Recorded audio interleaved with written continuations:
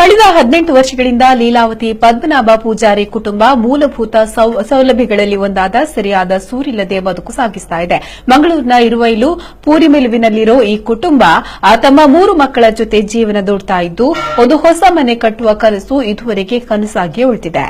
ಸರ್ಕಾರದಿಂದ ಮನೆ ಕಟ್ಟಲು ಸೌಲಭ್ಯಗಳು ಸಿಗ್ತಾ ಇದ್ರು ಇವರು ವಾಸಿಸುವ ಜಾಗದ ರೆಕಾರ್ಡ್ ಇಲ್ಲದೆ ಅದು ಇವರಿಗೆ ಲಭ್ಯವಾಗಿರಲಿಲ್ಲ.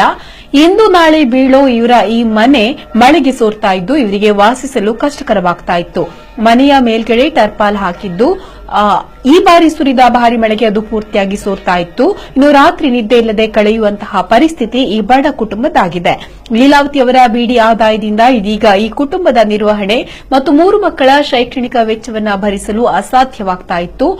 ವಾರದ ಪೂರ್ತಿ ದಿನದಲ್ಲಿ ಬೀಡಿ ವ್ಯವಹಾರ ಇಲ್ಲದೆ ಮತ್ತಷ್ಟು ಕಂಗಾಲಾಗಿದೆ ಈ ಕುಟುಂಬದ ಪರಿಸ್ಥಿತಿಯನ್ನ ಅರಿತ ತುಳುನಾಡ ಪೊರ್ಲು ಸೇವಾ ಟ್ರಸ್ಟ್ ಸಂಸ್ಥೆ ಎಲ್ಲರ ಸಹಕಾರದಿಂದ ಮನೆ ನಿರ್ಮಾಣ ಮಾಡಿದ್ದು ನಿನ್ನೆ ವೈದಿಕ ವಿಧಿವಿಧಾನಗಳ ಮೂಲಕ ಬಡ ಕುಟುಂಬಕ್ಕೆ ಮನೆ ಹಸ್ತಾಂತರ ಮಾಡಿದ್ದಾರೆ. ಈ ಸಂದರ್ಭ ಟ್ರಸ್ಟ್ನ ಪದಾಧಿಕಾರಿಗಳು, ಸದಸ್ಯರು ಮತ್ತಿತರರು ಉಪಸ್ಥಿತರಿದ್ದರು.